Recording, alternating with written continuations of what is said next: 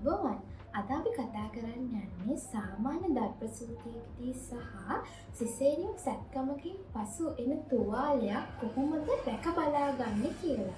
මෙහිදී මම විශේෂයෙන්ම කතා කරන්න කැමති සාමාන්‍ය දර්පසූතියකදී ඔයගොල්ලන්ට යෝනි මාර්ගය ආශ්‍රිතව කැපුමක් සහ සිසේරියන් සැත්කමකට පසු උදරයේ පහළ කොටසදී කැපුමක් දැක ගන්න පුළුවන්. එතකොට මේක අපි කොහොමද බලාගන්නේ? සිසේරියන් සැත්කමකට පසුව ඔයගොල්ලන්ට සාමාන්‍ය දර්පසූතියකදී වඩා විශාල කැපුමක් දකින්න ලැබෙනවා.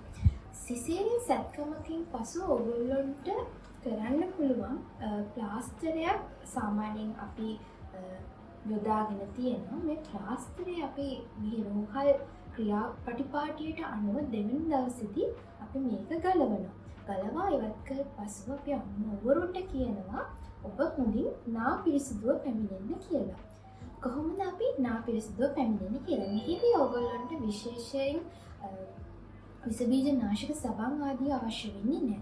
අපි සාමාන්‍යයෙන් එදිනදා භාවිතා කරන සබන් මෙහිදී යොදා ගන්න පුළුවන්. එහිදී ඔයගොල්ලෝ සබන් පාවිච්චි කරනකොට තුවාලේ අතුල්ලීම කරන්න හොඳ නැහැ. ඒ කියන්නේ අපි සාමාන්‍ය සබන් කැටින් සබන් පෙන අතට අරගෙන හොඳට මෘදු ආකාරයට තමයි අපි තුවාලය ආශ්‍රිතව ආලේප කරන්නේ. බොහෝ අම්මලා බය වෙනවා තුවාලය දැන් මෙහිදී ඔයාලා අල්ලනවා කියලා. එහිදී බයවීමක් කළ යුතු වන්නේ.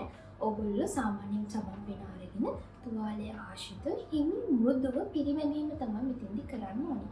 මෘදුව පිරිමැද ඊට පස්සෙ සාමාන්‍ය පරිදි ඔයගොල්ලන්ට නා ගන්න පුළුවන්. තදින් ඇතිල්ලීම, උණු වතුරෙන් සේදීම වගේ දේවල් කළ යුතු වන්නේ නැහැ. මොකද අපි උණු වතුරේ සෝදාන තදින් අතුල්ලන්න එපා කියලා කියන්නේ. මෙතෙන්දී තුවාලය අපි මෙතන කැපුමක් දාලා තියෙනවා. එතකොට මේ ආශ්‍රිතව තියෙන ප්‍රටක ඉතාම මෘදුයි. එතකොට අපි තදින් අතුල්ලලා හරි එහෙම නැත්නම් උණු වතුරෙන් සෝදන්න ගියොත් මේ මෘදු පටක නැවත හානියට ලක් වෙලා අපේ තියෙන ආසාදනය එහෙම නැත්නම් තුවාලේ ආසාදනය වීමක් මෙතෙන්දී විය හැකියි. ඒ හින්දා තමයි අපි මෙතන සාමාන්‍ය උෂ්ණත්වයේ පරිසර උෂ්ණත්වයේ තියෙන වතුර පාවිච්චි කරලා ඔයගොල්ලෝ නාන්න කියන්නේ. ඒ වගේම මෘදුව ඒ ආශ්‍රිත තුවාලය ආශ්‍රිතව ඇතිල්ලීම කරන්න කියන්නේ. හොඳයි. දැන් මම කියලා දුන්නා කොහොමද හරියට තුවාලය පිරිසිදු කරගන්න කියලා. ඊට පස්සේ තියෙන අදියරේ තමයි තුවාලය තෙත් කරා නම් එතන හොඳට වේල ගන්න ඕනේ. කොහොමද තුවාලය හොඳට වේලගන්නේ? මේ සඳහා ඔයාට පාවිච්චි කරන්න පුළුවන් සාමාන්‍ය පිරිසිදු කපුරෙදි කෑල්ල. කපුරෙදි කෑල්ල ගොඩක් මෘදු නිසා සමට හානිකර දෙයක් වෙන්නේ නැහැ. එතකොට අපි තෙත තියෙන තුවාලයක් කොහොමද වේලගන්නේ? එතකොට වේල ගන්නකොට අපි තැන හොඳට මෘදුව තෙත මාත්තු කිරීමක් තමයි කරන්නේ. නැත්නම් අපි තුවාලේ නිකන් අපි තදට අතුල්ලලා පිහදාන්න යන්නේ. අර මම මුලින් කිව්ව වගේ සෝදන විදියම වගේම තමයි. පිහදානකොට ඉතාම මෘදු ලෙස තමයි තෙත මාත්තු කරලා තමයි අපි තුවාලයක් වේල ගන්න ඕන. ඊළඟට මම කතා කරන්නේ සාමාන්‍ය දර්පසූතියකදී යෝනි මාර්ගයේ ආශ්‍රිතව දමනු ලබන කැපුමක්. මේක අපි කියනවා ඉංග්‍රීසි භාෂාවෙන් එපිසියොටොමි කියලා. මෙහිදී ප්‍රධාන වශයෙන්ම කැපුමේ පිටත කැපුම සහ ඇතුළත යෝනි මාර්ගයේ ඇතුළත කැපුමක් දක්නට ලැබෙනවා. මෙහිදී ඔයගොල්ලෝ පිරිසිදු කළ යුතු වන්නේ ඇත්තටම පිටත කැපුම පමණයි. අපි බලමු යෝනි මාර්ගයේ පිටත කැපුම කොහොමද නිසියාකාරව පිරිසිදු කරන්නේ කියලා.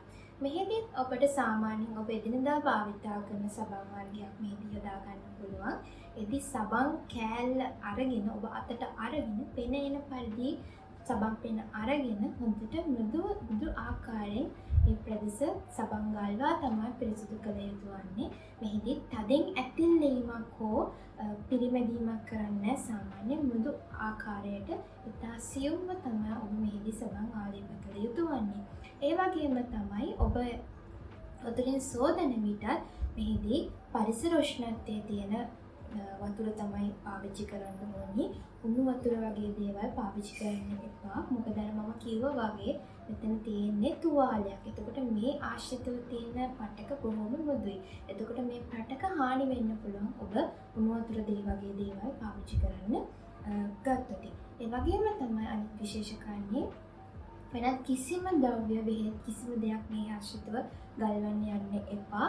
මොකද ඒවා සමට හානි කරයි. විශේෂයෙන්ම තුවාලය ආශ්‍රිතව හානි කළ හැකි වෙන නිසා. සාමාන්‍ය සබන් වලින් සහ සාමාන්‍යයෙන් අපේ පරිසර උෂ්ණත්වයේ වතුර වලින් පමණ පිරිසිදු කිරීම මෙහිදී කරන්න පුළුවන්.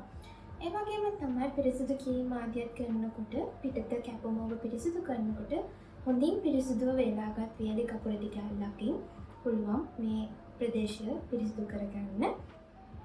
ඒ වගේම තමයි විස බීජ ආසාදන එහෙම නැත්නම් තුවාල ආසාදන වැළැක්වීමට අප විසින් ලබා දෙනු ලබන නියමිත ප්‍රතිජීවක නියමිත මාත්‍රාවෙන් නියමිත කාල පරාසය අනුව ලබාගත යුතු වීමත් මෙහිදී ඉතාමත් වැදගත් වෙනවා. හරි. අද අපි කතා කරා සාමාන්‍ය දර්පසූතියකදී සහ සිසේරියන් සැත්කමකදී එන තුවාලය කොහොමද පිරිසිදු කරන්නේ කොහොමද රැක බලාගන්නේ කියලා. එහෙනම් මම හිතනවා ඔයගොල්ලෝ ඒ දැනුම සම්භාරය ඔයගොල්ලන්ගේ ඔළුවේ තියෙනවා ඇති කියලා. තවත් මෙවැනිම මාතෘකා සමග අපි නැවත වරක් හමුවෙමු. මතක ඇතුව අපේ channel එකට subscribe කරන්න, like කරන්න, share කරන්න. ඔයාලගේ අදහස් මේ ගැන තියෙනවා නම් විස්තර පහල comment එකක් දාන්න. ස්තුතියි.